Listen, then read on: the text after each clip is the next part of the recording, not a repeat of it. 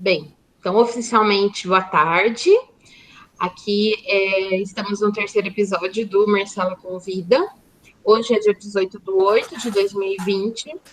Eu tenho a honra de receber o convidado, né, Éder Jacques, pedagogo, psicopedagogo em atuação.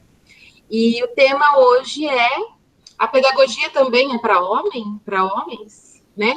E aí o Éder vai falar um pouquinho com a gente sobre esse percurso educacional dele, até chegar, né, a ser um profissional da área da educação, e como é que ele fez esse percurso, essa escolha, né? Eu vou deixar ele falar, gente, porque senão vocês sabem, né, como conta tudo isso aqui. Muito obrigada, viu, pelo seu aceite, a gente fica muito feliz. Oi, pessoal, obrigado pelo convite, na verdade. Eu fico muito feliz quando eu vejo a juventude, a galera, tendo esses espaços de discussão, porque é por isso que eu gosto muito de participar deles. Porque eu acho que se eu tivesse tido a oportunidade de ter participado, eu acho que muitas crises que eu tive no meio do meu caminho, eu não teria, né? A questão de gênero na pedagogia, uau, estou falando de gênero aqui, né? A pedagogia sempre foi uma coisa que eu sempre quis discutir. Foi um dos temas do meu TCC, quando eu terminei a pedagogia. Por quê? Porque eu tive uma crise muito grande de identidade dentro da pedagogia. Assim, uma crise muito forte de estar assim, no meu último ano da pedagogia e eu querer desistir por causa desse grande estereótipo de gênero que tem ainda, na verdade, né? Sim. Por esse problema muito grande que rola de falarmos que educar é uma coisa de mulher, né? E é essa discussão que a gente pode fazer um pouco. Mas antes de eu entrar nessa discussão, eu acho que é legal eu falar um pouco do meu histórico na pedagogia, né? Eu estava com a idade de vocês, na verdade, né? Com meus 17 anos, eu estava saindo do ensino médio e entrei e fiz o Enem, né? Já fazia o Enem desde o primeiro colegial, já prestava o Enem. Porque na minha cidade, na escola que eu estudava, a gente era uma escola, eu sou de Iracemápolis, né, naturalmente, e lá a gente tinha muitos negócios de que a gente tinha que passar no Enem, porque o Enem era uma prova onde a gente tinha que passar como se a gente fosse os fodões do Enem, ensino médio. E aí a gente tinha os treineiros, né? Eu fiz treineiro pro Cotil anos em Limeira e nunca entrei. E fiz treineiro pro Enem, desde 2011. Desde 2011, foi antes, né? Eu entrei na faculdade em 2014. E aí, o que aconteceu comigo? Eu entrei, fiz o Enem no primeiro colegial, eu fui pessimamente péssimo. Fiz Enem no segundo colegial, eu fui pessimamente péssimo ao quadrado. No terceiro colegial, assim, eu fechei o olho e falei assim, agora vai. E fui fazendo o Enem, porque ali tinha coisas que eu não sabia fazer. Tinha coisas que eu nunca tinha visto. E o que me salvou nesse último ano foi o tema da prova, né? Que rediscutia aí, eu estava em tempo de impeachment da Dilma, era próximo a essas discussões de políticas, e foi um ano que discutiu política no Enem. Não lembro qual era o tema específico, mas eu lembro que como eu sou muito presente na pastoral da juventude, a gente discutia muito essas coisas, e foi o que me ajudou a ir muito bem na prova do Enem, naquele ano. Sim, é engraçado como coisas externas à escola também contribuíram para que você pudesse enriquecer os seus argumentos, né? Que é uma das intenções desse programa. A partir, né, desse projeto que eu falo, programa já, né, tá se achando, mas, né, desse projeto, a intenção é que esses debates melhorem ainda mais a argumentação de todos, né? E assim, eu só consegui. Eu fui muito bem em português, porque eu sempre fui muito bom em português, mas matemática foi um negócio que eu olhava para aquilo, física, esses negócios nunca entrou na minha mente, e eu sempre quis entender o porquê eu tinha que estudar aquilo.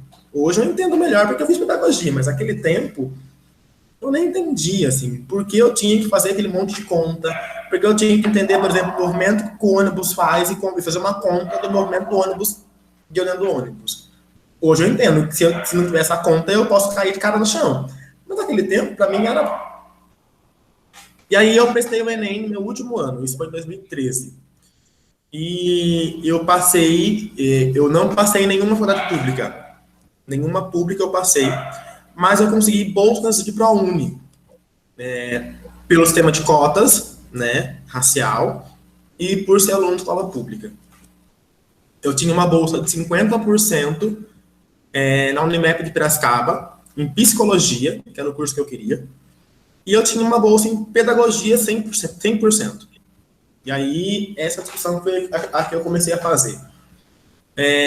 Eu sentei com a minha mãe, porque eu não trabalhava, não tinha, assim, vim da periferia, não tinha R$1 no bolso, saí de escola pública, como que eu vou estudar e pagar uma faculdade? E naquele tempo, a psicologia era 1.000 e alguma coisa, era um absurdo de caro, e eu ia pagar 500. E eu falei assim, não dou conta, né? De onde eu vou tirar De esses onde eu vou 500? tirar R$500 por mês? Minha mãe me prometeu que se eu fizer algum curso pago, que ela ia me dar o curso de aniversário. Daí, por 3 anos, ela não ia me dar o tempo da faculdade, ela não ia me dar presente. Eu ia ganhar o curso. Era uma troca, né? Uhum. Que a gente tinha feito. E aí eu falei, não vou fazer um curso pago. Não aceito pagar. E aí eu escolhi a pedagogia. Mas, além de uma questão financeira, tinha questões que eu gostava da pedagogia. A minha mãe, ela não tem formação acadêmica, ela não tem ensino médio, não tem ensino fundamental. Ela parou no ensino fundamental, na verdade, ela ficou grávida, e aí ela parou de estudar. E o meu pai, ele é formado em engenharia elétrica, meu pai tem magistério, os meus tios todos são professores, então tenho tios da parte do meu pai que são professores, pedagogos, e eu sempre achei isso muito bonito, né? A gente conseguia olhar para uma figura de uma família toda pedagógica, né? E eu era catequista na minha cidade, né, da igreja. Então, eu sempre gostei muito desse negócio de estar à frente de processos de educação, mesmo que fossem religiosos, né? E aí eu escolhi a pedagogia. Pasmem, numa sala com 25 alunos, eu era o único homem, assim, o único. E eu fiquei assim por 3 anos e meio, né? O último semestre a gente faz mais TCC. Mas em 3 anos e meio, 4 anos da minha vida, eu só fiquei com uma sala cheia de mulheres. E os homens que entrou um homem na sala do lado, eles saíram. Assim, eu fui resistência numa sala toda feminina. E a gente tinha essa discussão, né? E eu tinha assim, 2 questões muito grandes. Uma por ser aluno de cotas, né? Porque assim, a gente acha que ser cotista racial é fácil. Não é fácil, né? Eu já cheguei a ouvir na sala de faculdade, por ser aluno de cotas, que um exemplo assim, de que eu não tinha que participar de algumas discussões da turma, que nem formatura, eu não podia participar de discussão porque eu era aluno de cotas, eu não pagava faculdade, eu não tinha que ficar discutindo. E aí, essas brigas eu tive que cravar na pedagogia, né, a ponto de uma vez... É uma coisa que você não imagina que você vai ouvir um dia, né? Assim, eu parei a sala uma vez para brigar por causa de cor de camiseta. Era um negócio assim, as meninas falaram assim, olha, a gente não vai pôr rosa porque o Éder tá aqui, ele é homem, ele não pode usar rosa. Assim, eu falei, gente, é incrível que em pleno século XXI a gente está discutindo cor de camisa para homem e mulher. Eu uso camisa rosa tranquilamente. Questões mesmo de não querer que uma pessoa preta discuta pelas questões de raça. Então, tudo isso permeou meu caminho. E eu tive uma crise muito grande quando eu cheguei dentro da escola pública. Por quê? No meio da pedagogia, a gente tem os estágios, né? É muito bom. Depois eu vou explicar o porquê a gente faz os estágios. Mas, no estágio de pedagogia, a gente tem um estágio na educação infantil, no ensino fundamental, na gestão escolar e no EJA, que é o ensino de jovens e adultos. E aí, no meu primeiro ano, para conseguir uma renda, né, eu fui trabalhar como estagiário. Então, eu não tinha nenhuma formação, mas eu fui trabalhar como estagiário. E aí, eu fui mandado para uma escola que, coincidentemente, foi onde eu estudei. eu estudei nessa escola, no meu ensino fundamental, e eu fui trabalhar lá. Então, eu conhecia quase toda a comunidade. E o diretor me colocou na biblioteca da escola, né? E aí foi onde eu tive a primeira experiência de educação quanto nesse olhar do porquê temos pedagogos homens também. A gente precisa entender que as crianças precisam dessas duas figuras, a masculina e a feminina. Ninguém vive numa sociedade só de mulheres, assim como ninguém vive numa sociedade só de homens. Então a gente precisa aprender a olhar para essas duas figuras. E a discussão tinha que ser... Na faculdade, a gente teve uma discussão semelhante a essa, que era do porquê vocês confiam em homens na pedagogia? E a nossa discussão era... muitas meninas disseram assim, eu não confio em homens na pedagogia, eu na sala, né, porque eu não tenho coragem de dar um filho meu para um homem cuidar. E eu na sala, assim, sentado, foi o auge da minha crise, eu estava no meu auge da minha crise, quando eu falei assim, eu vou jogar tudo pro ar porque esse povo aqui não sabe o que está falando. E aí, eu fiz uma discussão com elas de que, claro, né, todas as crianças estão propensas a serem abusadas. Não estou dizendo que isso é uma justificativa para as crianças serem abusadas. A gente tem que ensinar as crianças como combater o abuso infantil. Exatamente. Não prejudicar um grupo de profissionais que tem uma índole a zelar e que não são abusadores como generalizam, né? Porque a maior discussão hoje de ter-se homens na pedagogia é essa. Vou deixar meu filho com homem para quê? Né? Ele pode abusar do meu filho. Já ouvi isso em escolas, gente. Já ouvi isso em escolas. E quando eu fui para essa escola municipal, eu entrei numa biblioteca para trabalhar. E o maior problema dessa escola, que era uma escola de periferia, era que a escola não tinha um índice alto de leitura. E aí o diretor falou assim, Éder, se vira, você tem que fazer essa galera ler. Toca o presente é seu, né? E aí, assim, eu trabalhava lá desde o infantil até o ensino médio, o final do ensino médio. E aí foi o meu primeiro trabalho que foi... Eu iniciei um projeto nessa escola de 2 anos de estágio, não sabia merda nenhuma de contação de histórias, virei artista e depois usei isso como trabalho mesmo. Eu ganhei dinheiro contando história. E eu fui contar história. E eu contava história na biblioteca. E a gente foi movimentando esse índice de leitura. Porque a gente tem uma ideia na pedagogia, uma ideia nas questões da arte mesmo, que a arte incide a leitura, ajuda na leitura, né? E aí eu fiz todo esse trabalho. Foi quando eu comecei a olhar que e era um olhar muito assim, né? Muita gente tem um olhar de que a figura da mulher na pedagogia tem que ser um olhar muito menininha, sabe? A mulher que fala bonitinho. E aí, quando chega um ogro, eu sou um ogro, falando para as crianças, contando história, aquilo era assim, uau, né? E aí eu comecei a me entender na pedagogia, né? Foi fazendo esses trabalhos de educação que eu comecei a me entender na pedagogia. Hoje, eu não sei o que eu seria sem ser pedagogo. Eu acho que eu não me vejo numa outra profissão sem ser pedagogia, por todo esse meu percurso, né? Mas o que faz um pedagogo, né? Eu acho que isso a gente tem que discutir. Antes de discutir por que ter homens na pedagogia. Hoje eu não trabalho em sala de aula mais. Eu acho que isso é bom eu falar. Hoje eu me formei em pedagogia, depois eu fiz uma pós em psicopedagogia. Eu posso explicar depois, junto, quando eu for explicar a pedagogia, eu explico o que faz um psicopedagogo. E depois eu comecei uma pós agora em análise do comportamento aplicada para autistas e deficiente intelectual. Por quê? Hoje, cientificamente, a análise do comportamento é a única ciência que tem comprovação e evidência no tratamento do autismo, né? E eu sempre quis trabalhar com isso. E aí eu comecei essa pós-graduação.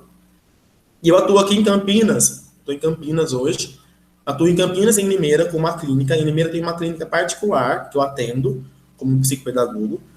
E aqui em Campinas eu atendo num grupo especialista em intervenção com autista. Então eu trabalho só com crianças autistas como psicopedagogo aqui em Campinas. E eu fui contratado porque eles queriam um homem, porque as mulheres só apanhavam das crianças. Então, assim, a ideia de ter um homem era só porque as mulheres não davam conta das crianças, porque elas apanhavam. E eu tô A questão da força física. Da força física, né? De segurar as crianças numa sala. E eu tô tendo que ter esse trabalho de mostrar que homem na pedagogia não é só força física. Né? E que mulher também não é só fraca, que tem muita mulher que segura mais criança que eu. Né? A gente tem que criar essa discussão. Sim. A pedagogia, gente, se quiserem perguntar, podem me cortar, que eu vou falando aqui e eu sou uma gralha falando. Não, o Cauã falou que muitas escolas particulares não contratam homens. Não. Né? A maioria não contrata homens pedagogos, né? O Cauã, eu ouvi isso. Médio, né? Mas para a formação do infantil fundamental 1, não. Eu ouvi isso. Quando eu saí da escola, da biblioteca, do meu estágio, eu fiquei desempregado. Né? Porque eram 2 anos, termina o estágio, que você é pé na bunda, tchau. Né? Acabou. E aí eu fui procurar um emprego nas escolas que eu conhecia, né? Porque primeiro eu falei, eu vou nas que eu conheço, depois eu vou nas que eu não conheço. E eu fui numa escola particular lá em Iracemápolis e eu ouvi isso, né? A gente trabalha só com mulheres, a gente não trabalha com homens. E eu parei, eu fiquei pasmado e falei, ok, né? E aí eu fui procurar outros trabalhos e eu fui trabalhar daí como estagiário na Aldeia Circo, em Limeira. Fiquei 1 ano como estagiário lá. E aí foi isso. Gente, agora que eu tô vendo aqui os comentários. É a listinha de presença dos alunos. Tá. Se eu tiver que responder alguma coisa no comentário, vocês me falam, que eu não consigo. Eu falo, pode deixar. Tranquilo. E para quem não conhece, né, porque a minha escola, né, a escola onde eu atuo hoje é Rio Claro, o Aldeia Circo, gente, é um projeto comunitário e sem fins lucrativos, né, uma ONG aqui de Limeira, que funciona há muitos anos, e eles fazem o trabalho de período inverso, né? O aluno vai para a escola de manhã e vai para o Aldeia à tarde, ou vice-versa. E lá ele aprende várias atividades e ele não fica... basicamente para tirar as crianças da rua num momento em que eles estão vulneráveis, né? Que a família não pode cuidar, porque estão fora de casa. É isso. Mas o que faz um pedagogo, gente? Um pedagogo, ele é um profissional que pensa em metodologia de ensino, em aprendizagem de pessoas, não só infantil. Então, a gente tem que pensar que ele estuda a educação, né? Então, um pedagogo estuda o processo de aprendizagem. Né? E ele pensa em metodologias, em métodos, em jeitos de educar. A pedagogia pensa no jeito que a gente educa. Então, por exemplo, toda a escola tem que ter um pedagogo. Que seja tem que ter. Pode ter professor de história, que que estudou só história. Pode ter professor de português, que estudou só letras, mas tem que ter um pedagogo. Não tem escola sem pedagogo. E acaba que todo mundo faz pedagogia. Né? Todos os professores, homens e mulheres entram no estado mesmo. Eu tenho vários amigos que fizeram pedagogia por darem aula no estado. Mas a pedagogia estuda a educação. E aí a gente discute. Educação é coisa de homem ou de mulher? Né? Essa foi a primeira discussão que eu fiz na faculdade. E que eu faço até hoje. Onde me colocam para discutir. Se a gente pensa em educação dos nossos filhos, só a mulher tem que educar? Ou só homens têm que educar? É um serviço dos dois. Você acha que a ideia de que pedagogia para a mulher por existir uma associação? Nisso eu vou, Samara, eu vou entrar agora nessa resposta que estava no meu pensamento. Realmente, chegaram numa ideia de que a ideia da mulher na pedagogia era uma questão de cuidado. Por um tempo, entenderam a educação infantil como uma ideia de maternagem. A ideia de que era uma questão materna. Então, só a mulher tinha o instinto materno, a ideia de cuidar como uma mãe, né? E a gente começa a perceber que isso não tem muito sentido, né? Que homens também podem ter uma ideia de cuidado. Homens também cuidam. E que educar não é só cuidar. Educar não é só a gente limpar a fralda. Educar não é só a gente ensinar o menino a limpar o bumbum. Educar tem muitas questões que envolvem o educar, né? Então, associar a questão do ofício à mulher é uma questão muito patriarcal e machista que a gente precisa começar a se construir. Porque tem muitos homens que também sabem cuidar. Né? Tem muitos homens que também sabem dar banho em bebês. Eu trabalhei, depois que eu prestei um concurso em Semápolis, um processo seletivo, e me colocaram no maternal. E eu dei banho em bebê até hoje, não tive problema, não caiu meu não. E o grande problema é que quando os homens entram nesses espaços, eu tenho vários amigos pedagogos que falam, eu não dou banho, porque as mulheres não vão lá e dar banho. O que eles fazem? Eles ficam 1 hora sentados, enquanto as mulheres estão se matando, limpando, dando banho em bebê. E então, tudo bem.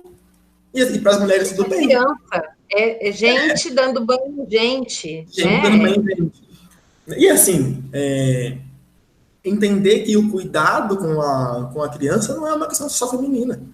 O cuidado com as pessoas deve ser algo para todos, né? Então, assim, é um discurso machista, né? O magistério, ele tem uma construção machista muito pesada, né? Eu já ouvi, assim, quando, no começo da minha formação, eu tinha muito, muito medo mesmo de, por exemplo, levar o menino do banheiro e alguém falar que eu abusei dele. Tinha muito esse medo. E aí eu tive que ir desconstruindo uma ideia de que assim, pô, eu sei o que eu faço. Eu sei quem eu sou, né? Eu sei que eu não sou um abusador. Eu não posso ficar reforçando essa ideia. E uma ideia de que eu não sei cuidar, que eu não sei dar banho, que eu não sei limpar, que eu não sei dar mamadeira. Eu sei, eu estudei isso também. Né? E eu sei, e eu tenho um conceito pedagógico para isso. Eu tenho um conceito científico para isso. Muito diferente de muitas mulheres ali dentro. Porque, assim, muitas mulheres não tinham nem a pedagogia. Eu tinha. Então, a gente entender que a ideia de que o homem, a mulher na pedagogia, foi uma construção. Por muito tempo, o homem, só tinha homens professores. A gente teve um tempo na história, né, os historiadores podem falar para a gente com o tempo, que os professores eram só homens. E agora, de uma hora para outra, a gente, no pleno século XXI, a gente fechou isso para a mulher. Tem uma questão de acharem que a mulher é mais cuidadosa? Tem. Isso a gente entende. Tem uma questão de acharem que a mulher é mais sensível? Tem. A gente tem que entender também que tem mulheres que cuidam melhores que homens. A gente não está dizendo que isso não acontece. Mas a gente tem que começar a pensar que homens também cuidam. Né? Que homens também sabem fazer as coisas. Sim. Então, essa ideia é muito machista, né? É um discurso machista que a gente só reproduz. A gente tem que tomar cuidado? A gente tem que tomar cuidado, sim. Não é só homens que são abusadores, tem mulheres que também abusam. A gente tem que pensar nisso quando a gente vai pensar na educação, né? A gente tá... Não existem só abusos físicos, né? Existem abusos psicológicos, existem outros tipos de abuso também, que infelizmente a gente sabe que podem ocorrer em casa, na rua, né, com os amigos, com a escola. Estamos todos propensos, né? Então, eu acho que essa discussão não tem mais que se entrar. Né? Eu acho que, sim, nós temos que discutir qual é a real capacidade formativa dessa pessoa. Então, o Éder chegou para dar aula para o meu filho. O que o Éder tem de formação, de capacitação, para dar aula para o meu filho? Eu acho que é assim que é a discussão. O Éder não é pedagogo? Então, a gente já pode pensar melhor se ele está pronto para isso. Mas, se a discussão maior tem que ser hoje, o que esse profissional tem para contribuir com o meu filho? Isso em todos os âmbitos, não só na questão masculina e feminina. Né? Eu acho que a gente precisa começar a cobrar mais dos profissionais que atuam com a gente na educação. Sim, porque eu vejo que Porque eu vejo que tem cada profissional que só por Deus, né? Então, não é isso. Eu percebo que isso é um grande desvalorização da profissão. Claro, gente, claro. E assim, eu estava lendo, preparando para vocês essa fala, e eu vi um artigo que falava assim, que um dos motivos também, né, para ter mulheres na pedagogia é porque é a única profissão em que homens e mulheres ganham a mesma coisa. Eu nunca pensei nisso. É uma das únicas profissões em que homens e mulheres não ganham nem mais nem menos um que o outro. Então, Principalmente concursos públicos aí, se a gente for pensar, né? Não existe uma disparidade nesses salários. Então acaba que, acaba que os homens se retiram, porque assim, né, quem quer ganhar o tanto que um professor ganha hoje, né, sendo que eu posso fazer uma engenharia e ganhar mais que o dobro. Né? Então, essa discussão de que esse artigo fez uma discussão bem legal sobre isso, de que tinha uma questão de salário muito forte e os homens se retiram. Né? Pode acontecer? Pode. Né? Eu também acho que isso pode ser uma discussão legal. Mas não ser valorizado é um dos grandes problemas da formação, né, na pedagogia, na educação em si. Né? Hoje um pedagogo ganha muito pouco, né, por tudo que ele faz. Por tudo que ele faz. Né? Eu só vou entrar para que vocês... Tem muita gente que quer fazer pedagogia e fica assim, mas o que faz esse cara? Né? Onde ele trabalha? Eu acho que é legal eu entrar nisso antes, para depois a gente entrar numa questão de valorização e tal. O pedagogo, então, ele trabalha com um processo de educação, e na onde ele pode trabalhar? Ele pode ser professor na educação infantil ou no ensino fundamental, trabalhar com alfabetização, que é maravilhoso, trabalhar com estimulação no infantil, também é maravilhoso, eu adoro essas duas vertentes, tanto em alfabetizar quanto em trabalhar no infantil com a pré-alfabetização. A gente pode trabalhar no EJA, no ensino de jovens e adultos, que são as pessoas que perderam esse tempo no ensino fundamental quanto criança e voltam para o estudo adultas. Também podem ser coordenadores pedagógicos em escola, podem ser diretores de escola, supervisor de ensino. Tem pedagogos hoje que trabalham no hospital. Eu, como pedagogo, atuei por quase 3, 4 anos numa ONG, trabalhando no serviço social, né, de assistência, prevenindo que as crianças ficassem na rua. Então, é uma ONG que trabalhava com contraturno escolar, trabalhei com isso. Eu trabalhei como pedagogo no CRAS, no Centro de Assistência Social, como nos grupos de socioeducativos. Então, a gente trabalha em um monte de lugar. Tem pedagogo em presídios, trabalhando na educação e na reabilitação dos presos, em hospital, já falei. Então, assim, eu trabalhei num acolhimento infantil, num abrigo, que eu rodei todos os espaços de educação social. Porque eu sempre trabalhei manhã, tarde e noite. Então, assim, eu tinha que fazer 3 cargas, dando aula, trabalhando. E eu trabalhei num abrigo infantil, num acolhimento infantil, na parte de educação das crianças. E aí, quando eu falei assim, não, gente, chega, não quero mais dar aula, eu quero trabalhar com clínica, porque eu me formei em clínica. Eu vim para clínica. Mas tem toda essa gama de atuação. Então, assim, pedagogia não é só para dar aula. Isso que a gente tem que construir. Né? Uma grande pergunta que, quando eu estava na faculdade, o professor perguntou para a gente assim, primeiro dia de aula, por que vocês estão fazendo pedagogia? E todo mundo falava assim, porque eu gosto de criança. Porque eu adoro criança. Né? O clássico. Daí ele falou assim, então vai todo mundo embora. Porque a pedagogia não é só isso. Tem que gostar de criança? Tem que gostar de criança. Mas pedagogia não é só para você ficar com as criancinhas, não. A pedagogia é para ensinar como a gente ensina a aprendizagem. De que forma a gente aprende. Porque, assim, se a gente ficar nesse negocinho de que a gente gosta de criança, eu vou fazer pedagogia, a gente vai se frustrar no meio do caminho. Porque a gente vai achar que cada criança... Daí eu vou assim, olha, eu gosto de criança assim. quando eu trabalhei no abrigo, no acolhimento mineiro, no abrigo infantil, eu desconstruí tudo isso. Assim, tinha umas crianças que era pesadíssima, que eu falava assim, olha, se fosse por gostar de criança, eu não tinha feito. Então, assim, é por... Porque passaram por vários processos doloridos e reproduzem pra gente, né? Reproduzem na gente, eu já cheguei a apanhar de menino, assim, de ter que segurar, entrar em briga e apanhar de menino.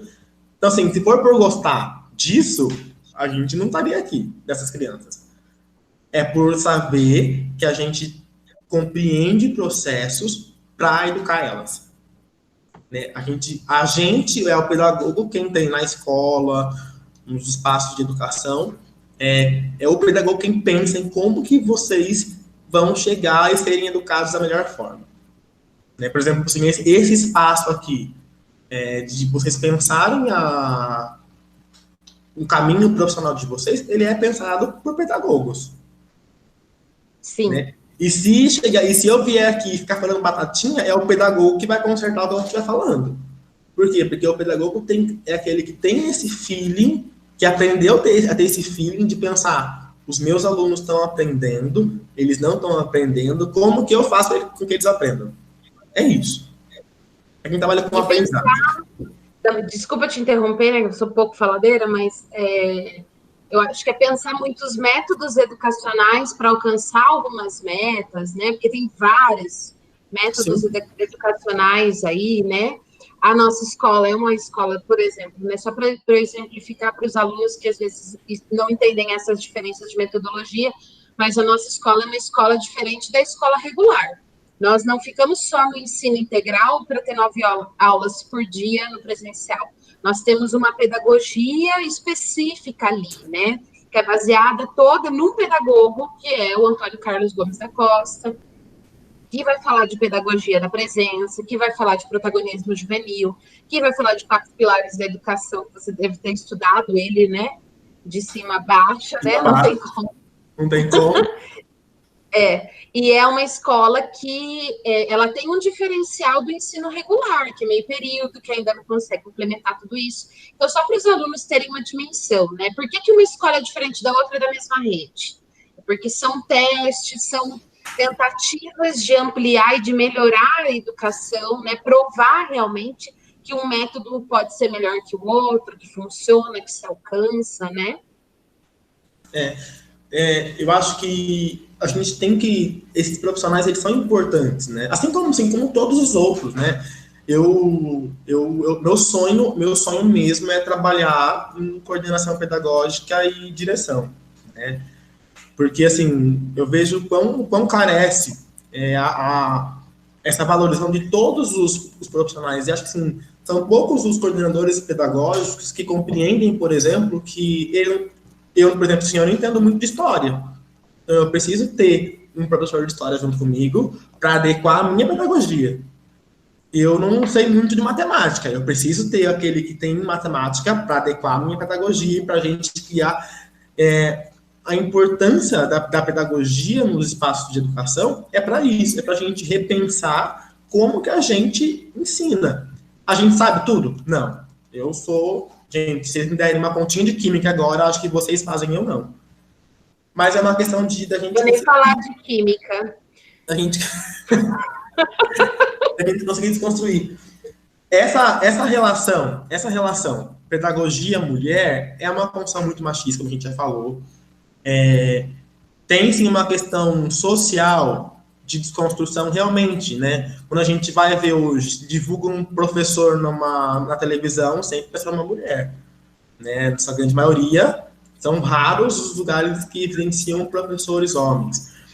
E o que acontece muito hoje é que os homens, o que acontece? Os homens pegam a gestão e as mulheres pegam a ação direta, que é da aula. Tem muito disso, né? Homens estão lá como diretor, como coordenador, como supervisor, mandando, e as mulheres estão aqui embaixo na linha direta, tendo que acudir as coisas, sabe? E isso é muito construção machista. Né? O homem é o gestor, a mulher, e isso ninguém percebe.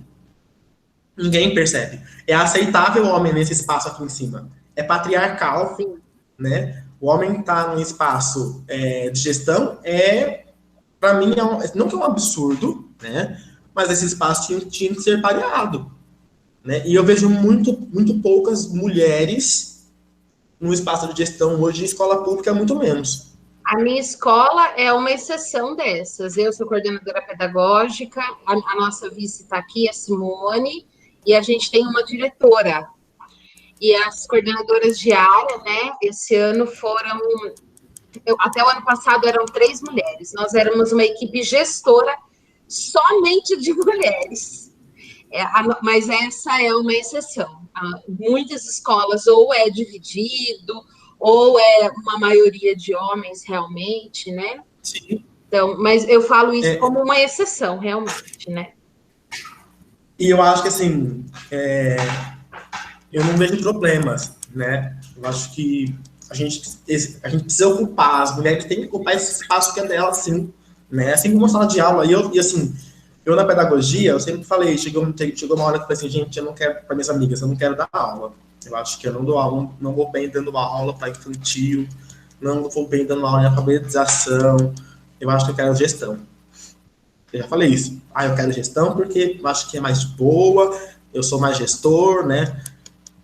Mas quando eu entrei, assim, entrei na sala de aula, gente, entrei no infantil, você vê aquele monte de criança pulando, você conseguir, por exemplo, sentar com elas e mostrar para elas como que aprende a sentar para ouvir história, porque a gente tem que ensinar isso para elas, né? É ganho. E não é uma questão masculina e feminina. É uma questão de pessoas, de profissional, né? A gente desconstruir isso. A pedagogia é um campo muito bonito. É um campo assim, é um campo valorizado? Não é. Não é valorizado. A gente tem que entender isso. Mas é um campo muito bonito. A gente ganha muita coisa muito além. Né? Eu, né, quanto professor na educação infantil, fui muito feliz. Eu só saí porque eu tive outras propostas melhores, né? E eu tinha que pensar numa questão financeira. Até porque, né, se eu não corresse atrás de dinheiro, ninguém ia correr por mim. Exatamente. Mas a gente precisa pensar nisso. Pensar em ser desvalorizado, a gente está propenso a não ser valorizado na pedagogia, na psicologia, na química, na engenharia. Eu tenho um amigo que mora comigo aqui em Campinas, que ele é engenheiro e todos os dias ele está brigando aqui, porque ele fala que ele faz 50 anos que trabalha na empresa e o cara que chegou ontem subiu para gerente dele e ele ficou lá embaixo. Então, assim, valorização profissional, qualquer área a gente vai ter. Porém, a gente tem que pensar.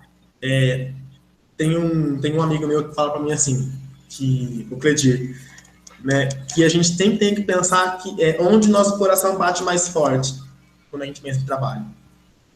A gente tem que ser valorizado, mas quando a gente entende onde nosso coração vai bater mais forte, a gente consegue ir bem e crescer nesse lugar. Porque a gente gosta daquilo, a gente faz porque a gente gosta. Sabe? Sim. E não é aquela lógica, né? Trabalhe do que você gosta e nunca mais vai trabalhar. Não é bem isso, né? Trabalhe naquilo que o seu coração diz que é para você e onde você pode ser valorizado minimamente, porque todo mundo trabalha por salário, é lógico, né? Não romantizar, dizer, estou aqui, não vou sair daqui nunca. Não é isso. Mas é ser satisfeito com aquilo que escolheu mesmo, né? E a gente olha para você e vê que é muita satisfação, né, no que você faz. Eu também sou muito satisfeita com o que eu faço, muito feliz em ser professora. Porque assim, quando a gente começa a desconstruir isso, a minha crise na pedagogia, eu gosto muito de falar isso, foi por uma questão mesmo, foi por essa questão de não entender aonde o masculino se colocava nesse espaço. Mas quando eu comecei a entender que esse olhar para a educação não tem que ter um olhar de pai e mãe, que educar não é fazer o que o pai e a mãe fazem em casa, porque se a gente fizesse o que o pai e a mãe fazem em casa, a gente seria expulso do trabalho, que educar é muito além que isso, a gente começa a entender que educar não é uma função masculina e feminina, que educar é uma função de todos. Todo ser humano tinha que ser, por natureza, um educador. né? Sim. A educação tinha que estar no ensino infantil. A gente tinha que estar ensinando educação desde criança, para as crianças, né? A gente ensina, claro, mas eu acho que precisa de mais, né? E ensinar essas questões, a desconstruir esses padrões de gênero, gente, é muito importante. E eu quero entrar nessa discussão. Eu fiz um trabalho, no meu TCC, eu tinha duas questões para discutir. Eu queria discutir tanto a minha questão racial, quanto a questão de gênero, que eu vivenciava muito. E aí eu decidi, era um momento muito... Hoje eu acho que eu iria para a questão racial, porque eu acho que eu estou mais impregnado nisso, mas eu decidi discutir gênero. E eu fui para uma escola do estado também, lá em Iracemápolis, escola onde eu estudei, e foi proposital isso, porque eu queria voltar para aquela escola, de alguma forma. E eu fiz uma análise, e assim, não quero me gabar, mas da turma de 20 mulheres, o único homem que tirou 10. E, assim, o único da sala que tirou 10. Então, assim, não é uma questão de, né, as meninas não têm capacidade. Não, mulher tem... Não, é uma questão assim, gente, não tem gênero. É uma questão assim, é para todo mundo. Mas o trabalho ele não foi 10 porque eu era homem. Se fosse, eu ficaria mais bravo. Mas porque, assim, o que a gente está fazendo aqui, eu fiz com os alunos de lá. Mas eu fiz uma discussão de como o professor ele podia desconstruir o preconceito de gênero. Essa ideia de gênero construída, né, na nossa sociedade, impregnada nela. E aí, um dia, a primeira vez que eu fui lá, eu fiz uma roda de conversa, para a gente conversar, e eu ouvi muitas falas assim, de que homens tinham funções que eram masculinas. Que eu não vou fazer enfermagem, porque enfermagem é feminino, é a mulher que tem que ser enfermeira. E aí, eu lembro como se fosse hoje que os meninos riam. Daí eles pensavam, você imagina aquela enfermeira assim? Eu ficava assim, nossa, eu não posso falar que é uma merda, porque eu tô aqui como pesquisador. Desculpa o palavreado, mas para mim era uma merda o jeito que eles olhavam para a enfermeira, sexualizando a ideia da enfermeira, sabe? E aí, depois eu fiz um encontro com esses jovens, pensando no terceiro colegial, então assim, no último ano, que era para ter uma cabecinha bem para frente sobre essas sessões de papéis, de construções de gênero. Eu fiz uma pesquisa online, fiz um formulário de Google e fiz uma pesquisa e fiz esses alunos irem responder essas pesquisas para mim. E a primeira coisa que eu concluí foi que há muito preconceito na escola. Muito preconceito. Nesse meu trabalho, quando eu voltei para os professores, eu fiz uma proposta, e eu não sei se isso deu continuidade, porque eu não consegui acompanhar, porque depois eu fui trabalhar e tal, mas eu fui para uma reunião de professores para dar os resultados. Tinha muitos casos que, para mim, era depressão na adolescência mesmo, por questões de bullying, preconceito, homofobia, muito presente, né, de alunos relatarem que, por ser gay, tinha apanhado no banheiro, sabe?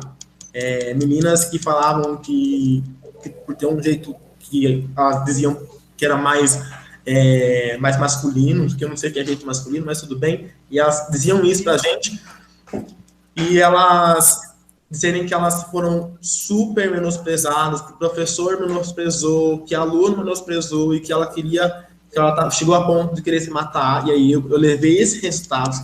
Eu tinha prometido para os alunos que eu não ia abrir para a escola, mas eu não consegui não abrir, porque eu tinha que ser responsável com esses alunos, né? Então eu tive que levar para professores e para a coordenação e falar assim, gente, tem uma demanda de saúde mental aqui muito grande que vocês têm que trabalhar, porque a gente está vendo alunos com indícios de depressão que a gente estão conseguindo falar por meio de um Google Forms, que talvez eles conseguem trabalhar.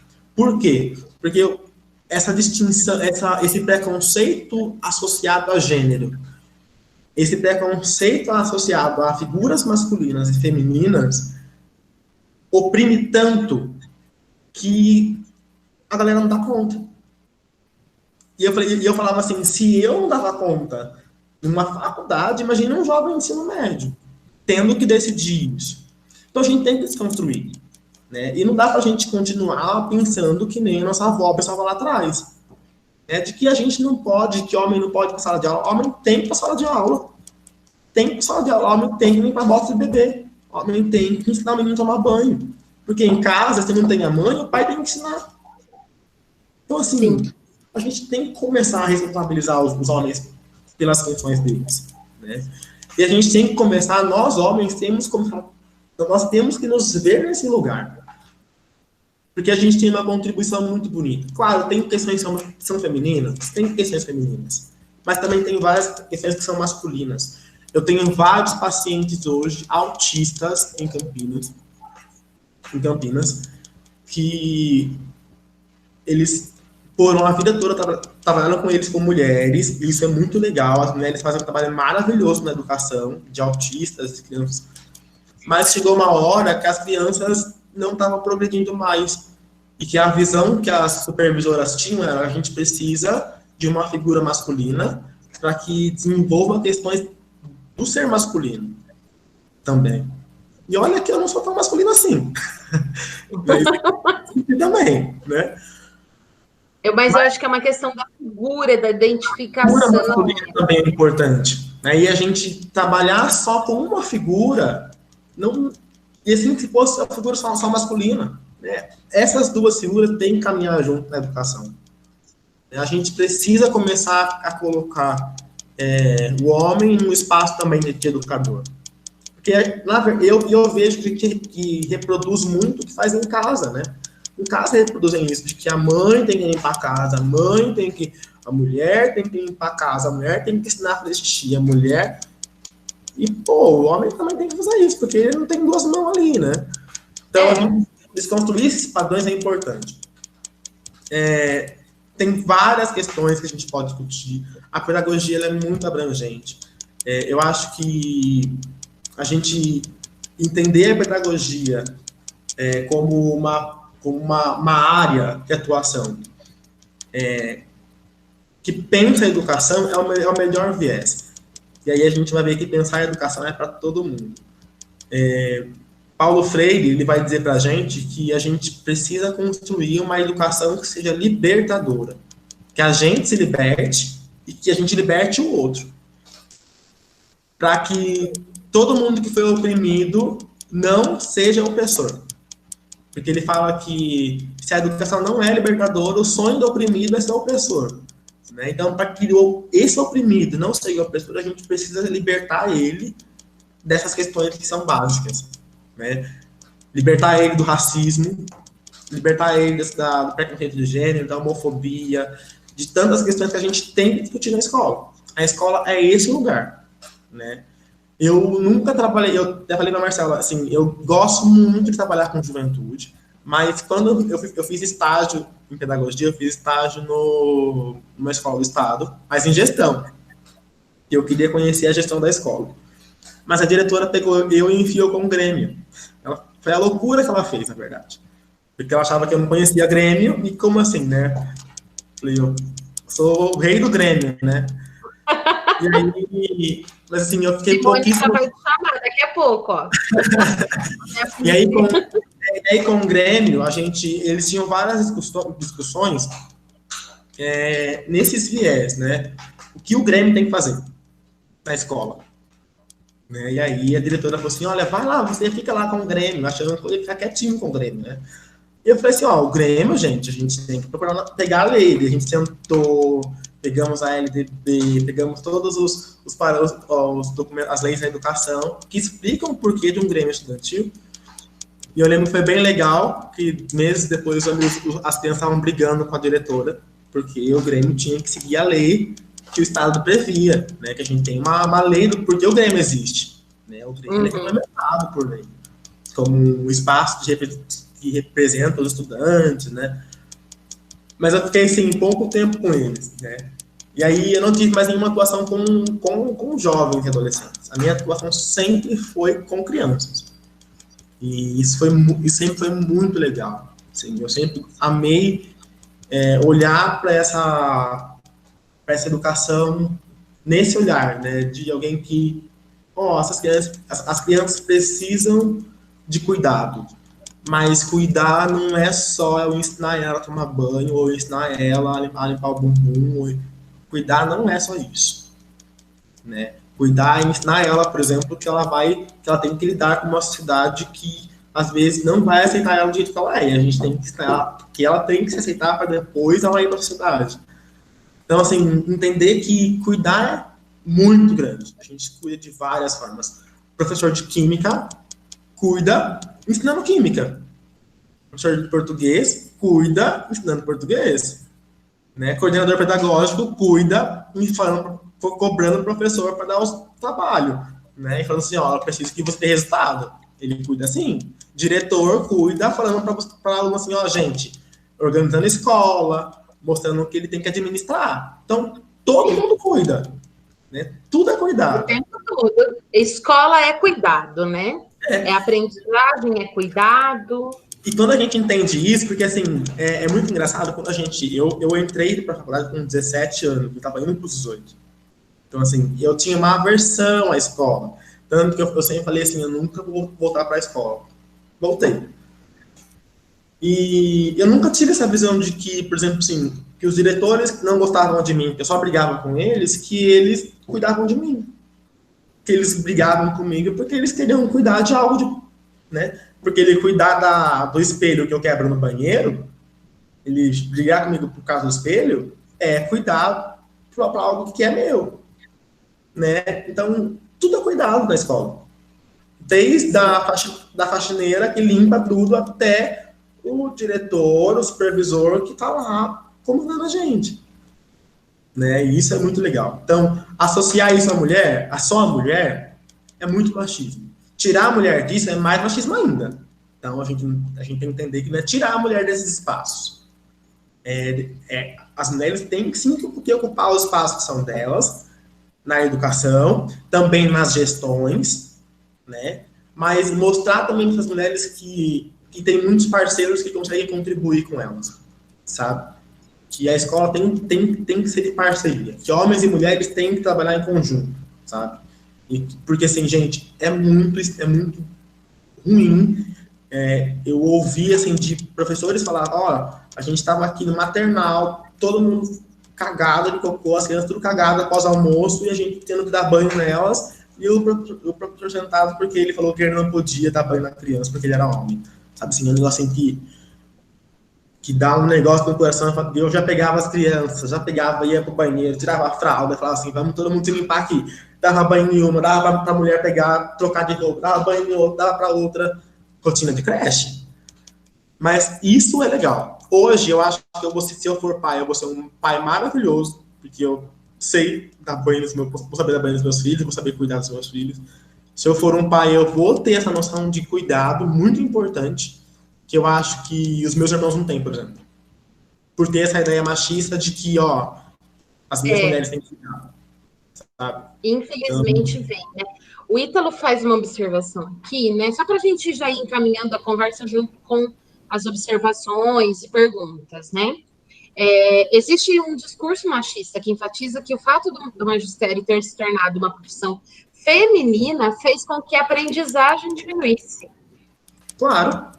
Existe essa tese ainda, né? De que é porque nós, mulheres, somos a maioria, diminuiu a qualidade ainda, né? Então, é mais uma vez, né, esses absurdos que a gente vê, né?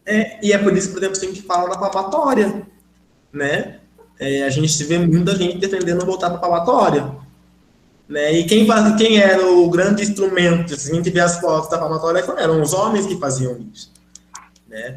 E acho que essa visão também, olhar para o homem nesse viés, foi o que possibilitou excluir um pouco ele desse espaço. Mas, assim, esse discurso da profissão feminina, a gente vê muito isso. Eu vejo muito isso hoje. Quando eu chego numa escola para orientar professores, né, eu cheguei porque aqui em Campinas eu faço isso, né, por causa dos autistas. Eu já vi muito, assim, tratamento mesmo. A mulher ser tratada de um jeito e um homem ser tratado de outro, sabe assim? Então, isso tem muito, né? Essa menosprezar essa figura feminina. É o que eu sempre falo. As mulheres têm muito, contribuem muito. A educação hoje depende delas. Está na mão delas. Sabe? A gente tem que entender isso mesmo também. Mas a gente precisa começar a entender que não é um espaço só unificado a um padrão de gênero, a uma condição de gênero. A gente precisa começar a mostrar para a comunidade, porque senão os meninos que querem trabalhar com a educação não vão querer entrar. Porque já vem essa barreira antes, né? Que vem, já casa com o que a Amanda comenta e pergunta aqui, né? Então, o que acontece é que ser cuidadoso depende da pessoa e não do gênero, né? Então, se a pessoa se dispõe a educar, a cuidar, é independente do gênero, né? É isso que é necessário ser compreendido nessa sociedade. A gente vê notícias de que professoras batem em criança, professores homens batem em criança, professoras mulheres. Então, assim, é a pessoa, né? O que tem que estar em discussão é a capacitação técnica desse profissional. Então, qual é a formação técnica desse cara, dessa mulher que vai atuar com o meu filho? Porque eu acho que isso não é posto em mesa. Então, assim, eu vejo muita gente sem nenhuma capacitação técnica, atuando e fazendo, assim, coisas terríveis com as crianças. Capacitação. O Éder, ele é capacitado? Ele tem formação técnica para educar o meu filho? Ele sabe educar? Se ele souber educar, ele pode estar aqui. A Marcela não tem? Marcela, você precisa trabalhar a sua educação primeiro para depois entrar. Éder, você precisa trabalhar primeiro. Acho que é isso. A gente tem que pôr as capacidades técnicas para a formação. Depois, a gente discute se ele bater numa criança, a gente tem que rediscutir. Aí eu acho que esse cara tem que ser punido. Mas a gente tem que pensar primeiro no que ele tem de capacidade técnica, né, e não generalizar. Porque se a gente falar que todo homem bate em criança, que toda mulher bate em criança, a gente está jogando para todo mundo isso aí. Né? E aí, toda mulher bate em criança? Todo homem bate em criança? Né? Assim como nem todo mundo é abusador, assim como nem todo mundo é realmente incompetente ou competente em várias profissões. Em várias áreas, né? Porque a gente, às vezes, inclusive, né, a gente passa situações assim, preciso ir no médico. Eu troquei de médico. Por que você trocou de médico? Porque eu não gostei do anterior. Por quê? Porque ele não sabia conversar, porque ele não soube me orientar. Então, se existe isso lá, com uma graduação de 8 anos, onde a pessoa deveria saber me orientar sobre o problema de saúde que eu tenho, você imagina na educação. Sim, sabe, né, que tem tempo de aperfeiçoamento, né? E a gente aprende na raça, né, Éder? Na raça, gente. Educação é na raça. Falar que a gente sai pronto da faculdade, a gente não sai. Eu passei por isso a importância do estágio, né? E passo até hoje, assim. Eu acho que, assim, é um campo que a gente vai aprender tudo. Hoje, assim, eu aprendi coisa da minha vida. A minha vida hoje, eu não sei o que seria sem ser pedagogo. Assim, eu não sei se eu estaria hoje morando aqui em Campinas, conseguindo compartilhar, por exemplo, um apartamento com 2 pessoas se eu não fosse pedagogo. Acho que se eu não fosse pedagogo, eu teria dado na cara dos 2 que moram comigo. Sabe? Eu, assim, de aprender a controlar as emoções, de aprender a ensinar as pessoas, que nem o menininho limpar a casa, limpar a casa é bom para isso, isso e isso, sabe? Ter essa pedagogia para chegar. A pedagogia, ela fala muito da nossa vida, sabe? Ela está muito integrada na nossa vida. Então, por isso que ela pensa nesses processos, porque a educação está na nossa vida toda. A gente está em constante processo de educação e aprendizagem. A gente vai estar aprendendo até o dia que a gente morrer. Então, assim, a gente para de aprender quando a gente morre, quando o nosso cérebro para, o nosso coração para. Então, a gente está em constante processo de educação. Então, a gente pensar que nisso é muito importante, sabe? Nesse processo de que, como educador, eu estou todo dia educando e aprendendo. Né? Hoje eu acho isso muito legal. É bom. A Samara, que estava falando sobre a desvalorização da profissão, né? A gente já falou, e ela parabeniza também, porque ela está adorando a nossa conversa aqui, né? E eu gosto muito desse tipo de conversa. Quem me conhece, quem sabe, quem tem acompanhado todos, né? Todos esses dias aí de projetos, ouvem eu falando sempre, gente. Para mim, a minha militância, aquilo que eu acredito na minha vida é em educação. Educação pública de qualidade e onde a gente vai sempre criar realmente espaços e momentos para que todos possam acessar coisas de qualidade, né? Esse projeto, essa conversa, cada pessoa que aceita falar comigo, que aceita entrar aqui, dar a cara, né? É realmente uma tentativa de melhorar também a educação desse país, né? Mesmo que nos microcosmos, né? Mesmo que seja uma pequena parcela, eu acredito que seja sempre essa valorização que é importante. Sim. O Cauã é um desses que tem dúvida em ser pedagogo, fica aí, né, na dúvida, ele fala aqui. Eu também acho que a mídia, eles propagam esse machismo. Sempre quando mostra uma sala de aula, é um negócio muito padrão. Um professor dócil, gentil, e quando você mostra algo ruim, retrata um professor homem, né? Sempre tem essa dualidade aí. E é nos dois lados, né? Os dois lados também. Existem mulheres também são estereotipadas. Assim como a questão do negro, né? Nem foi pensar no jornal aí. O branco, ele sempre é sempre assim, um jovem, né? O negro é sempre um jovem negro. Então, a gente sempre entender que essas construções racistas, machistas, estão muito integradas na mídia. E a gente tem que desconstruir isso. Se a gente entrar numa formação pensando, olha, engenharia é só para homens, tem muita engenheira mulher que é muito melhor que muito homem. E que dá samba em muito homem, sabe? A gente tem que sempre pensar, a gente tem que estar sempre onde a gente... Os espaços de educação, eles são nossos, né?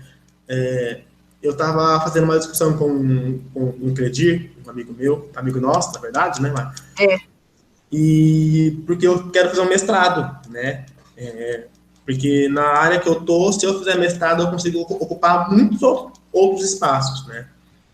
Mas eu falei para ele assim, Clay, eu acho que eu não dou conta numa pública, né? Eu não sei se dou conta de passar numa proficiência, porque é muito, né? Eu não tenho essa capacitação técnica, essa disciplina de estudo para isso.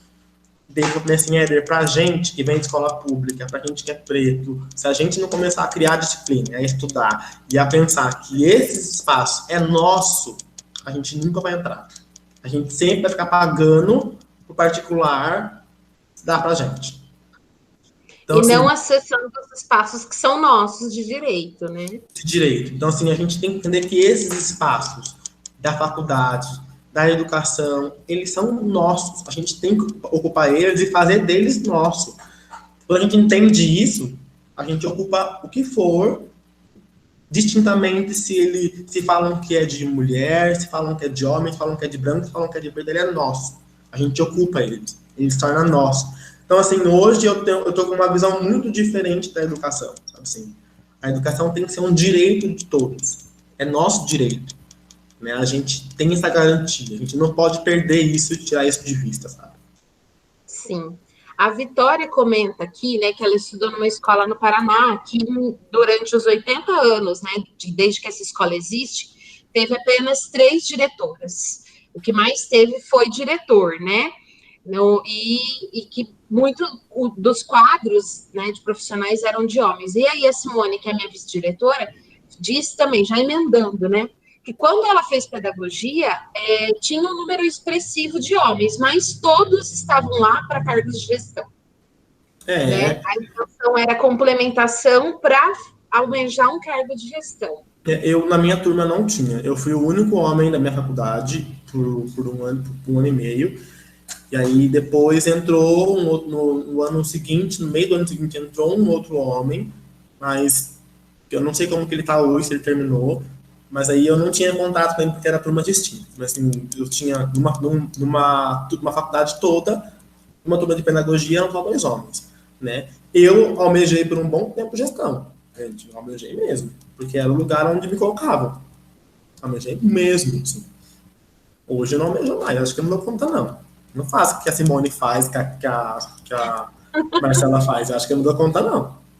Não vou dizer para você que é fácil. Não dou. Mas assim, era uma experiência que eu tinha desejo de passar. E quem está aqui, né, o Fábio, a gente não chama de Fábio porque é amigo de faculdade, tá? É o Beloy, né?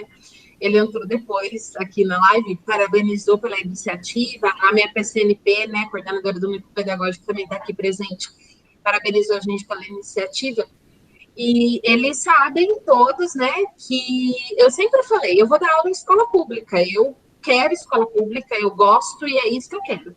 Nunca tinha pisado para uma sala de aula. Não tinha nem feito estágio ainda, mas eu já falava isso. Mas é porque era o que eu acreditava realmente, né? Eu sou meio romântica com algumas coisas, tudo, né? Mas eu acho que é meio daquilo que a gente sente que já tem capacidade e condição de fazer, né? Eu sentia muito isso, que eu tinha capacidade e condição de fazer isso, assim como você, mesmo inconscientemente. Vou fazer psicologia ou pedagogia, vou fazer pedagogia porque eu ganhei bolsa, mas depois você se reencontra, né? E aí é muito doido como a vida vai encaminhando a gente para trajetos que a gente, às vezes, nem nunca imaginou, né? Simone está falando que em 2013 o projeto de vida dela era fazer psicopedagogia. Só que aí começou o ensino integral no Marciano. Aí, conseguiu. Eu acho importante a gente falar, já que a gente está falando com os alunos e tal, essa questão do projeto de vida. Gente, isso é muito importante. Eu acho que eu tive a oportunidade do meu último ano de ensino médio discutir na Pastoral da Juventude o meu projeto de vida. Tentar pensar nele, que é o que eu quero para esse meu caminho, né? A gente tem muitos projetos, a gente tem muitos sonhos, a gente tem muitos ideais, mas como que a gente chega lá? Como a gente se projeta para chegar lá? Né? E quando eu comecei a trabalhar no meu projeto de vida, eu comecei a chegar. Né? Então, meu projeto de vida era me formar na faculdade. Então, como que eu faço para eu me formar na faculdade? Né? Meu projeto de vida era fazer psicopedagogia. Eu fiz psicopedagogia. Né? Cheguei, me projetei para isso. E a gente está sempre se projetando, entendendo. Hoje o governo, eu não sei da proposta, porque que o nosso governo federal não a gente não pode esperar muito do nosso governo federal, mas ele traz a proposta de projeto de vida para o ensino médio, né? Que, pensando assim, é bom, né? Mas eu não sei como que é essa proposta, que tipo de projeto de vida que é esse, né? Eu faço hoje um curso de projeto de vida pelo Anchetano, mas que discute como teria que ser a partir da BNCC, como teria que ser esse projeto de vida desses alunos, né? Não pensando só numa questão de profissionalização, né? Então, empresarial, mas o projeto de vida é muito além que isso. E aí, na integral a gente tem. No ensino integral tem. Desde o Fundamental 2 até o fim do ensino médio, eles têm um projeto de vida. Isso é o que traz um diferencial para o ensino integral, né? Sim. Eu não sei como que é a proposta do governo, né? Como que é essa nova proposta do projeto de vida. Eu não sei, não posso falar, porque eu não fui ler. Não fui ler. Mas, estudando o projeto de vida hoje, porque o meu ideal é mesmo tentar trabalhar com o projeto de vida com os meus pacientes autistas, né? Porque eu acho que eu preciso, que eles têm que ter o projeto de vida deles, né? Eles têm que entender. Então, tem alguns que são mais funcionais, que a gente consegue pensar nisso. Eu penso que se a gente não se projeta para tudo, a gente não dá conta de muita coisa. E a gente vai caminhando, né? Tem uma frase que fala, para quem não sabe onde ir, qualquer caminho serve. Para a gente caminhar, a gente tem que saber para onde a gente quer ir, né? Então, eu acho muito importante que as crianças, adolescentes, jovens já, né, na verdade, esses jovens pensem nesse projeto, né? Onde vocês querem ir? Qual é o horizonte de vocês, né, para a gente chegar, né? O Eduardo Galeano vai dizer para a gente que a gente sempre tem que ter utopia. E que a utopia, ela é muito engraçada, porque a gente nunca chega nela. Quando a gente acha que a gente está perto, ela dá um passo para frente. E a gente sempre vai querer mais. Porque a gente sempre quer chegar na utopia. E utopia é isso, né? A gente nunca vai chegar nela. Mas a gente sempre vai ficando perto e ela vai indo mais além. Projetar isso. A gente chegar onde a gente quer chegar e ir mais além disso. A gente consegue pensar em projeto de vida, estudar isso. Então, eu acho muito importante. Projeto, assim, Quem quer fazer pedagogia, vão falar com pedagogos, vão falar com quem quer fazer engenharia, vai falar com engenheiro, pensa o que faz, como que eu posso estar na engenharia, como eu posso estar na pedagogia. Eu estou super à disposição, se quiserem marcar, a gente faz mais diálogos como esse, para a gente pensar, conversar sobre educação, sobre escola. Vou até a escola, gente, eu amo esses espaços. Eu acho que o mais importante é a gente sempre pensar e abrir esse nosso horizonte. Né? Como que eu me coloco nesse espaço, né? Como que o meu coração bate nesse espaço, sabe? É muito legal. Sim. Fortalecer. Eu tenho uma dúvida. É minha agora. Pode ser que seja a pergunta de alguém, mas acabaram não perguntando. Ou as pessoas já sabem, sou eu que estou aqui, né? Qual é a atuação específica de um psicopedagogo, né? Qual é a atuação dele? Porque eu ouço muitas pessoas falarem, e não é que eu desconheça totalmente, mas como é que é na prática? A formação é uma formação mais específica em psicologia. É isso? Não. A psicopedagogia, a gente... Não sei.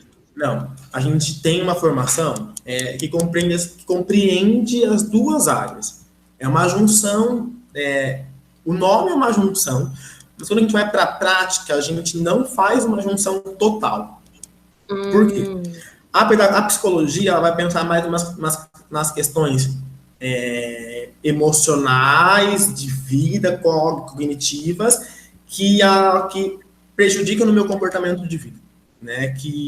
Então, vai entrar num caminho mais do que nossas emoções, né? Numa questão mais cognitivista, né? E psicanalítica, e psicológica do nosso eu. A psicopedagogia, ela vai olhar para essas demandas de comportamento, ela vai olhar para essas demandas de emoção, para essas demandas todas, e vai tentar entender como que tudo isso interfere na aprendizagem. E quais são os problemas que esse caminho comportamental, emocional, das pessoas, quais são os problemas que isso causa na aprendizagem. E aí, como psicopedagogo, olhando para esses problemas, a gente vai pensar como a gente consegue construir a aprendizagem desse menino. Entendeu? Entendi. Então, a gente tem que ressignificar a aprendizagem do sujeito pensando nas demandas psicológicas, pedagógicas. Então, é uma junção.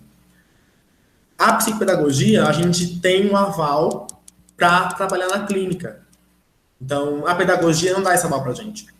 Na pedagogia, a gente consegue pegar algumas questões comportamentais, mas não da psicologia, porque a gente tem muito pouco de psicologia na pedagogia. E hoje eu acho que a gente que as grades teriam que aumentar esse estudo em psicologia, porque tem muito de psicologia na sala de aula. E eu tive um semestre só. Eu tive 2 semestres, né? Que eu tive da educação e tive a psicologia, que era uma psicologia meio... Não era uma psicologia, uma introdução à psicologia. E na psicopedagogia a gente estuda muito demandas da psicologia, demandas de transtorno de desenvolvimento, de aprendizagem. Então a gente trabalha na psicopedagogia com os problemas da aprendizagem. Tudo que é problema da aprendizagem, diferente da psicologia. Então a gente usa das competências da psicologia, da neurociência, para pensar nesses problemas. Então, o menino tem um problema, ele não consegue ser alfabetizado. É o que eu mais recebo hoje. Encaminho para uma avaliação, eu vou avaliar esse menino para entender aonde que está o problema desse menino, em que lugar que está o problema que ele não consegue aprender, também tentando entender se ele tem algum transtorno de aprendizagem. E aí, a partir do que eu tiver como referência da minha avaliação, eu penso como que eu vou educar esse menino. E aí eu vou fazer um trabalho todo para ajudar a escola, clínica, como a gente faz esse processo. Hoje eu trabalho só com autistas. Por quê? Eu uso da psicopedagogia na análise do comportamento aplicada. Entendi. Que é, como eu falei, é uma ciência que trabalha que tem hoje, é uma ciência que é ampla, é uma vertente da psicologia comportamental, que ela é bem ampla, que é a análise do comportamento, que ela pensa no comportamento, que ela busca fazer um manejo do comportamento para desenvolver a aprendizagem de vida, né? para levar o indivíduo à aprendizagem a uma qualidade de vida. Então, a análise do comportamento, eu utilizo ela na psicopedagogia, aqui em Campinas, e na minha clínica em Limeira. Eu utilizo dessas duas abordagens, da psicopedagogia e da análise do comportamento, para pensar como eu desenvolvo a aprendizagem. É isso. Esse ficou claro. E é muito específico, né? Porque o que eu acho interessante, então, né, a partir do que você falou e do que eu já sabia, é de como a psicopedagogia ela vai fazer uma abordagem individual, realmente, né? Ela não vai trabalhar muito a questão do coletivo, é do indivíduo, do porquê que ele não consegue aprender, do que é que impede ele de aprender no mesmo ritmo que os outros. A gente sabe que somos seres plurais, a gente não aprende a mesma coisa ao mesmo tempo, né? Mas a psicopedagogia vai fazer isso de uma forma mais aprofundada. Então. Bem mais aprofundada. Por quê? Porque a gente precisa entender, a gente tem que saber que todo comportamento tem uma questão, todo comportamento, toda aprendizagem tem uma questão que antecede ela, né? Então, tem uma questão antes do comportamento para ele acontecer, né? Sim. Então, e a aprendizagem também, né? Algo que eu não sei tem uma questão anterior ou uma questão que está impregnada nesse meu processo que me faz não aprender. Seja um transtorno, seja um autismo, uma deficiência intelectual, seja uma questão mais patológica, uma patologia, ou seja uma questão de aprendizagem. Tem muitas crianças que têm dislexia, por exemplo. E na escola é muito difícil de você olhar para uma criança e falar assim, olha, tem dislexia. Porque tem 50 na sala, né? Numa clínica a gente consegue olhar mais apurado, avaliar a dislexia, avaliar outros problemas. Eu estou com um paciente que ele não tem nada de intelectual. Ele só não consegue gravar o alfabeto. Nossa! E assim, eu falo assim, como que esse menino não tem, ele faz tudo e não grava o alfabeto? Então eu tenho que entender o que tem nesse processo desse menino na escola, o que tem nesse processo desse menino na casa dele, para a gente entender, porque ele não grava o alfabeto. E aí pensar em como que eu vou trabalhar com ele. É bem mais complexo, é um negócio bem... É muito específico, né? E é isso que eu acho que é interessante, né? Porque você traz à luz também para a família uma possibilidade, né? Eu acho que a família fica muito ansiosa com essa não aprendizagem, esse não desenvolvimento, né? Sim. E a própria criança também afeta a autoestima, né? A Simone trouxe, né? Que ela queria fazer Simone, mas vai fazer psicopedagogia. Eu acho que, assim, as escolas precisam muito mais no Estado. Porque o Estado está recebendo agora, eu não sei como está em Rio Claro, mas, assim, eu vejo mais em Iracemápolis e Limeira, onde eu atuo, que está recebendo, assim, muitas demandas psicopedagógicas, que a gente precisa começar a reinventar a psicopedagogia para sair da clínica e ir para a escola. Eu acho que a gente precisa começar a pensar numa psicopedagogia que chegue na escola e a gente vê que a gente não tem profissionais psicopedagógicos que tem a psicopedagogia na escola hoje.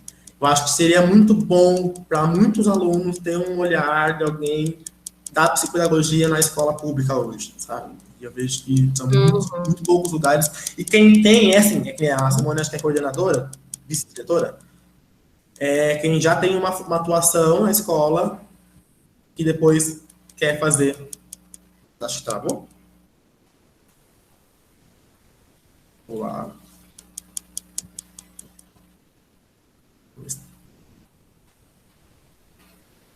Gente, travou? Ou foi impressão minha? Tá. Só a Marcela travou? Eu não? Tá. Então, só para complementar, então acho que assim, a gente tem que ter pensar nessa formação, né, psicopedagógica para professores. Como eu dizia, quem busca a psicopedagogia e está na escola são professores, diretores, mas que já têm um cargo, não são pessoas específicas das áreas. Eu acho que isso é muito importante. Mas a psicopedagogia, ela é isso. Né? E eu acho que é um campo muito legal. Assim, é um campo muito legal a gente pensar na psicopedagogia, e na pedagogia. Eu sou suspeito de falar da pedagogia, né? Então, mas é um pouco disso. Galera, quem tiver pergunta, Estou à disposição, né? Falas. Acho que a Marcela caiu. Mas quem tiver alguma pergunta, quiser mandar no chat. Sem perguntas? Que bom, gente. Fico feliz. Espero que tenha entrado aí algumas questões. Eu me coloco muito à disposição de vocês, né? Para a gente poder discutir mesmo. Obrigado, Samara, pelo convite de vocês. Eu falo demais, na verdade, né, Samara? Mas eu acho que, assim, a gente... hoje, eu gosto muito, muito de falar com escola pública. Sabe? Eu acho que a Mar conseguiu aí, Mar. Tá mudo, Mar. Gente, foi minha conexão, viu?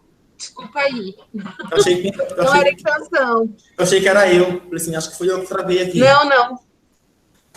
Mas eu tô falando pro pessoal assim, que tô abrindo para perguntas, mas ninguém perguntou. Então, eu acho que assim, eu gosto muito de falar com a escola pública. Né? Eu acho que assim, é um espaço que eu só consegui chegar onde eu cheguei hoje pela escola pública, sabe?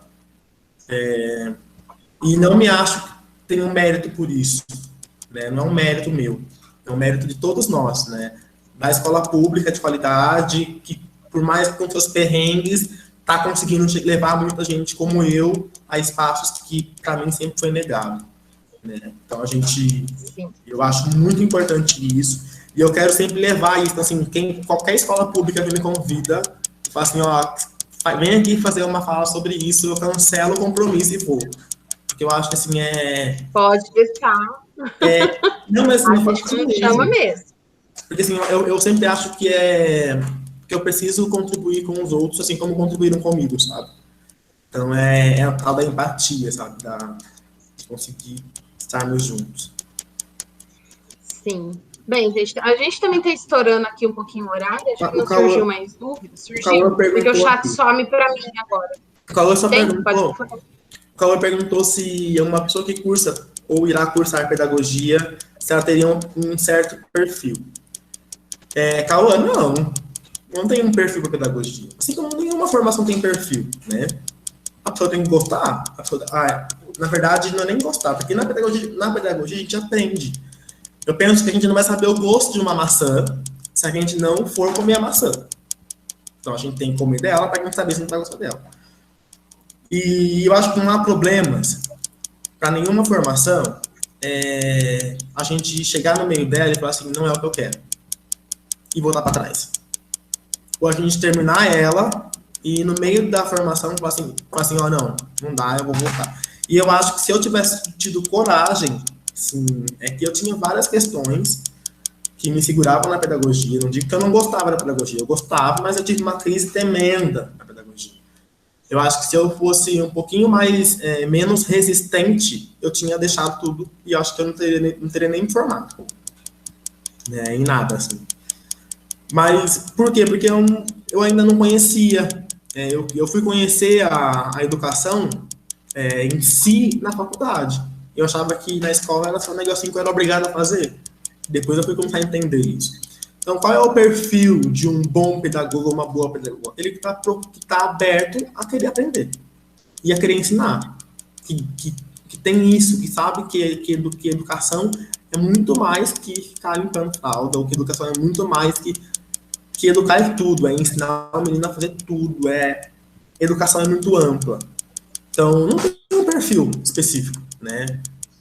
Eu acho que a gente só vai saber se a gente vai ser um bom profissional quando a gente sente que nosso coração bate ali dentro. Então, hoje, meu coração bate muito na pedagogia. Eu vivo pedagogia 24 horas. E eu me encontrei nesse lugar. Então, o perfil de estar ali tem que gostar, né? Gostar de criança? Tem que gostar de criança, mas não é tudo, né? Gostar de criança não é tudo na pedagogia. Porque se fosse, a gente não via professores cabelados por aí, né? A pedagogia é muito ampla. Então, não tem um perfil próprio, né? Se a sua dúvida, você tem que ver o que você quer, né? Entender tudo isso que a pedagogia te proporciona, Porque a pedagogia não proporciona também coisas boas somente. Tem muita coisa, tem um lado de cá também na pedagogia, que a gente tem que olhar, assim como tem um lado de cá da engenharia, da psicologia, né? Todas as formações têm um lado bom e um lado ruim. A gente tem que ver o que vai ser bom para mim, né? O que vai te fazer feliz. Onde a sua felicidade vai ser plena. Sim. Acho que é mais ou menos isso. Respondi, Cauã, ou não? Sim. Ótimo. Alguém tem mais alguma dúvida, gente? Obrigado, Fábio, pelos jovens promissores. Eu fico bem... Já me acho muito, né? Quando alguém fala esse ego... A gente gosta, né? A gente gosta. Mas é gostoso se sentir valorizado naquilo que a gente faz e sabe fazer, né?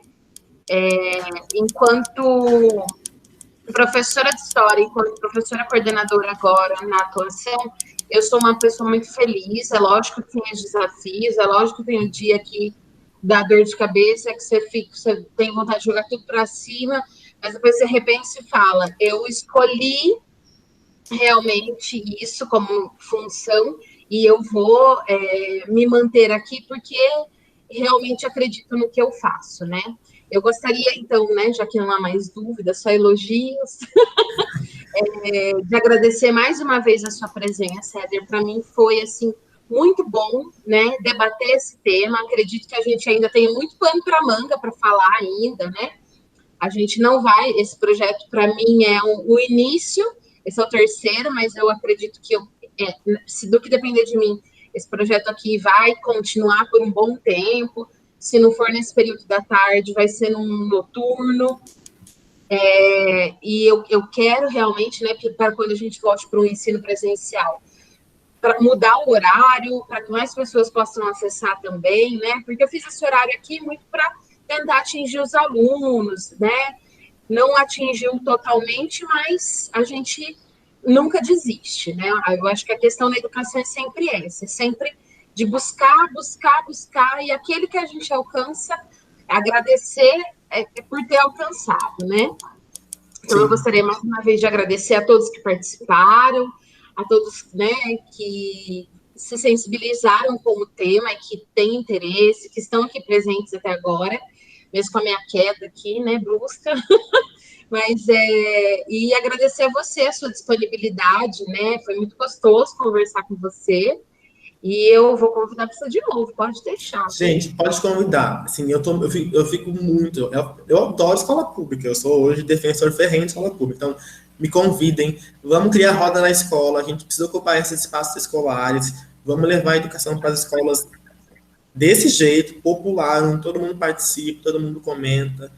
Estou super à disposição, né? Caso precisem de auxílio com demandas psicopedagógicas, podem me mandar que eu dou, que a gente pode conversar e pensar como que eu posso ajudar vocês. Estou aberto para tudo que precisarem, né? Me coloco à disposição para vocês mesmo. Para além dessas questões da pedagogia, da minha formação, eu acho que a gente tem que devolver para aqueles tudo aquilo que a gente recebeu, né? Então a gente precisa ser grato a isso. Mas obrigado pelo convite. Essa devolução. Gente, obrigada. Obrigado eu pelo convite. Já vou deixar aqui o spoiler da semana que vem. Já tem convidado confirmado. É uma dupla, é um casal. É minha irmã e meu cunhado, gente. Vou puxar a sardinha. Mas não é porque é minha irmã e meu cunhado, né? Mas eles são formados em gerontologia, que é um curso de especialização em envelhecimento.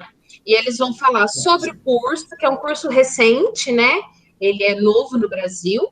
E eles vão falar também sobre a questão do etarismo, que é essa questão do preconceito da idade e de como a Covid, infelizmente, tem escancarado esse preconceito, né? Então, a gente já tem tema para a semana que vem, estão todos convidados. Super e legal. A gente se encontra terça que vem. Beijão. Beijo, galera. Tchau, tchau. Tchau, tchau. Marcela convida semana que vem, gente. Não percam.